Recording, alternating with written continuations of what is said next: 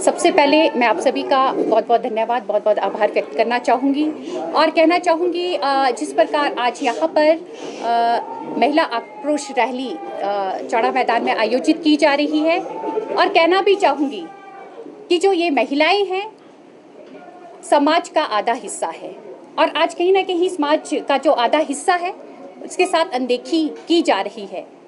पूरे भारत की जो 70 करोड़ महिलाएं हैं कहीं ना कहीं उनके साथ नाइंसाफ़ी हुई है।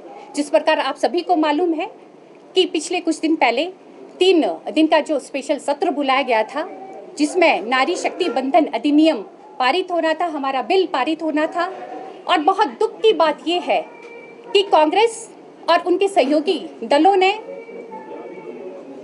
इस बिल का, इस नियम का विरोध किया और इस बिल को गिराया और उसके बाद उन्होंने जो जश्न मनाया, लड्डू बांटे। और मैं कहना चाहूँगी कि जो समाज का आधा हिस्सा है, जो महिलाएं हैं, उनके विरोध में ये हमेशा, चाहे कांग्रेस सरकार की हम बात करें, कांग्रेस सरकार और अन्य जो दल है हमेशा विरोध में रहे हैं। एक बहुत ही बड़ा ऐतिहासिक जो निर्णय जो महिलाओं के पक्ष में होने वाला था जिसमें 33% जो आरक्षण जो लोकसभा और राज्य विधानसभा चुनाव में महिलाओं को मिलना था, उस बिल का जो कांग्रेस ने और उनके सहयोगी ने बहुत ही ज़बरदस्त तरीके से विरोध करके उस बिल को गिराया। आज उसके विरोध में यहाँ पर प्रदर्शन किया जा रहा है और मैं कहना चाहूँगी कि जब ये बिल गिरा, हम अपने हिमाचल प्रदेश सरकार की हम बात करेंगे क्योंकि यहाँ भी जो सरकार है वो कांग्रेस की सरकार है कि यहाँ पर ऐसे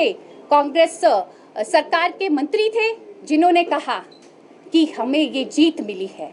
मुझे हैरानी इस बात की है कि जीत किस विषय को लेके, जीत इस विषय को लेके कि महिलाएं आगे ना जाए, जीत इस विषय को लेके कि महिलाएं अपनी महत्वपूर्ण जो भूमिका है जो विकास के कार्यों में या एक जो विकसित राष्ट्र के निर्माण में अपना महत्वपूर्ण सहयोग ना दे, इस बात की जीत, इस बात के लिए वो जीत या लड्डू बांट रहे हैं जो कि बहुत ही निंदनीय है।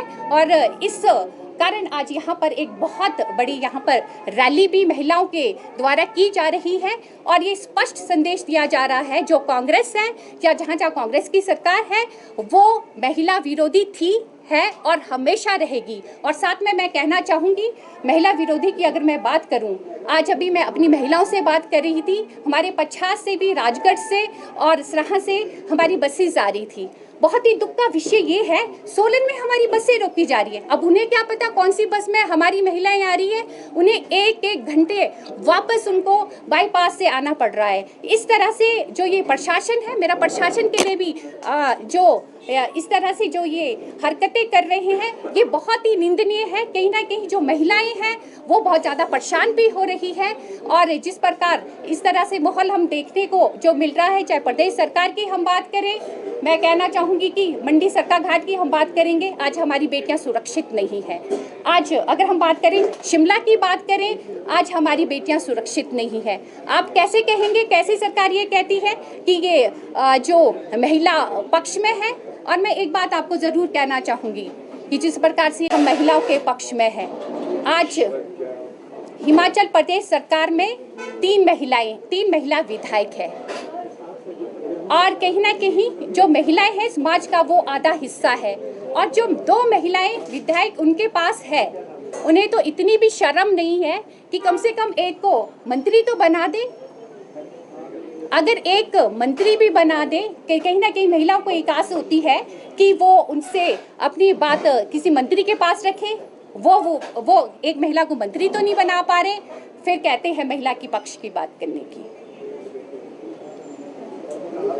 रीना जी, आपको क्या लगता है सरकार के इशारे पे जो है वो बसें रोकी जा रही हैं ताकि रैली बिल्कुल फ्लॉप हो? जी बिल्कुल, जिस प्रकार मेरी महिलाओं से बात हुई उन्होंने मुझे स्पष्ट कहा कि दीदी हमारी बस स्पेशल रोकी गई और उन्होंने कहा कि आप कोटा नाला से आगे नहीं जा सकते हैं। क्यों? वही बस, जब सारी बसेस वहाँ से जा रही थी उनको बाईपास से क्यों जाना पड़ा?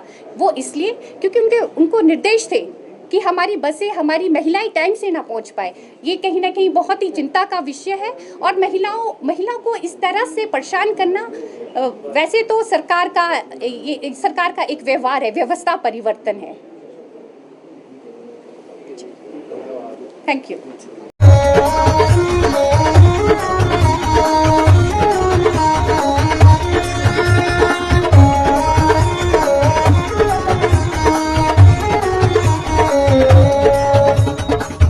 नमस्कार, मैं Alka Bhardwaj, principal Gurukul international school Kunihar. Gurukul हमेशा से मानता है कि हर बच्चा स्पेशल है और उसमें सीखने की अनलिमिटेड पॉसिबिलिटीज हैं। हमारे पास डेडिकेटेड स्टाफ है जो कि बच्चों को सिर्फ बुकिश नॉलेज ही नहीं देते बल्कि उनके ओवरऑल डेवलपमेंट पे काम करते हैं और मॉडर्न एजुकेशन टेक्नोलॉजीज के साथ बच्चों को पढ़ाते हुए उन्हें संस्कार भी देते हैं।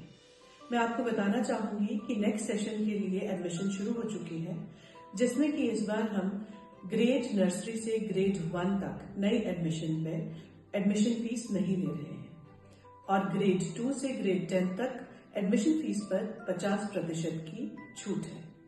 ये आपके बच्चे के लिए एक बहुत ही सुनहरा अवसर है। मैं आपसे रिक्वेस्ट करूंगी कि आप आए और एक बार जरूर गुरुकुल इंटरनेशनल स्कूल कुनिहार को विजिट करें। धन्यवाद।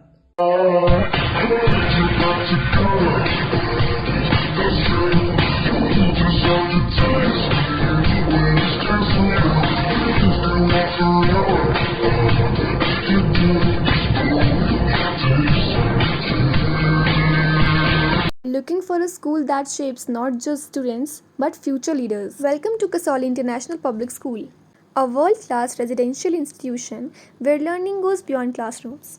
With a strong academic foundation, an advanced curriculum, and excellence in sports and co-curricular activities, we focus on complete development. Nutritious food, a safe boarding environment, and experienced teachers living on campus ensure constant care, discipline, and guidance. Enroll your child at Kasoli International Public School today. Admissions are now open.